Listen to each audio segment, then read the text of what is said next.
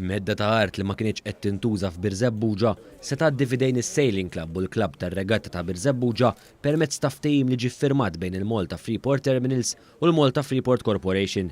Membru tal-Birzebbuġa Sailing Club qal li din l-art hija essenzjali għalihom biex ikunu jistgħu jkomplu bit-taħriġ professjonali u l-preparamenti tagħhom għal kompetizzjonijiet lokali u internazzjonali. Nkunu nistgħu nipprattikaw daqs li kieku din barra minn Malta għax issa li qegħdin nikkompetu ta' livell internazzjonali għandna bżonn nkunu nistgħu anke nittrenjaw f'dan it-tip ta' rieħ u postijiet. F'konferenza tal-aħbarijiet il-kap eżekuttiv tal-Korporazzjoni tal-Port Ħieles, David Magro, qal li l-art kienet qed isservi bħala parkeġġ għal Malta Freeport Terminals u li dan l-aħħar ma kienx qed tintuża. Parti mill-parking area li kellhom it-terminals ma kienx qed jintuża, għamlu talba biex jibdew jużaw għad-dajjes fejn jiġu użati mit-tfal.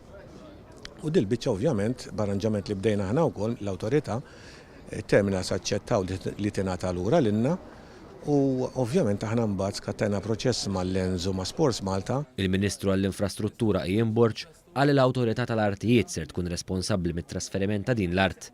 Qal li din se tagħti l-opportunità biex il-Gvern ikompli jiżviluppa infrastruttura b'saħħitha għal din il-lokalità. Issa tagħtina l-opportunità li flimkien magħhom anke bħala Gvern anke bħala Ministeru nippjanaw kif ukoll anke naħdmu xogħlijiet ta' infrastruttura ħalli nkomplu nirriġeneraw u ntejbu din iż-żona għal ġid ta' tfal tal-familji tan-naħa t'isfel tal-pajjiż. Is-Segretarju Parlamentari għall-Isport Dr. Clifton Grima tenna li dan kien pass importanti l-qoddim sabiex atleti Maltin ikollhom iktar riżorsi li jgħinuhom iġibu riżultati pożittivi lejn pajjiżna. Huwa passiv il-qoddim, huwa pass li fuq iridu nkomplu nibnu u nwessaw l-orizzonti tagħna f'dak li għandu x'jaqsam bħala sport u bħala riżultati mhux biss fuq livell nazzjonali iżda anke fuq livell internazzjonali. Min-naħa tiegħu, il-Ministru għat-Turiżmu Konrad Mizzi qal li dan it-trasferiment jagħmel parti mill-pjan tal-Gvern għar-riġenerazzjoni ta' Birzebbuġa. Warajna eżatt ħdej is-Sailing Village se jkun hemm ġnien li jissepara il-Freeport minn mal-komunità.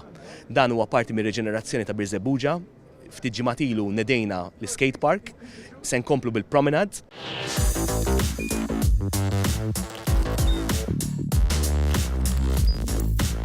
Idħol fuq one.com.mt u hemmhekk tista' tara l-programmi kollha li jxandru fuq One permezz ta' One Play.